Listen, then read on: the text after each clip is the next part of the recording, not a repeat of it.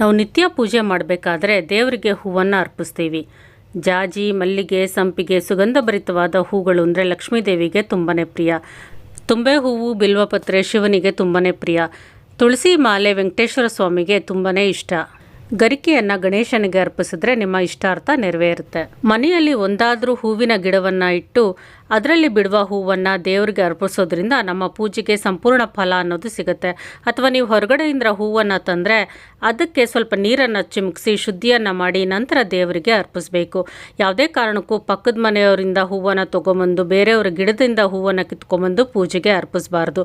ಆ ರೀತಿ ಮಾಡೋದ್ರಿಂದ ನೀವು ಮಾಡುವಂಥ ಪೂಜೆಗೆ ಯಾವುದೇ ಫಲ ಅನ್ನೋದು ಸಿಗೋದಿಲ್ಲ. ನೀವು ನಿಮ್ಮ ಸ್ವಂತ ದುಡ್ಡಿನಿಂದ ಖರೀದಿ ಮಾಡ್ಕೊಂಡು ಬಂದು ಹೂವನ್ನು ದೇವರಿಗೆ ಅರ್ಪಿಸಬೇಕು. ಅಥವಾ ಮನೆಯಲ್ಲಿ ಹೂವಿನ ಗಿಡದಲ್ಲಿ ಬಿಡುವಂಥ ಹೂಗಳನ್ನು ದೇವರಿಗೆ ಅರ್ಪಿಸಬೇಕು. ಚೆಂಡು ಹೂವನ್ನು ಪೂಜೆಗೆ ಬಳಸಬಾರ್ದು. ಅರ್ಚನೆ ಮಾಡಬೇಕಾದ್ರೆ ಪೂರ್ತಿ ಹೂವನ್ನು ಅರ್ಚನೆಯನ್ನು ಮಾಡಬೇಕು. ಅದರಿಂದ ದಳಗಳನ್ನು ಕಿತ್ತು ಅರ್ಚನೆಗೆ ಬಳಸಬಾರ್ದು.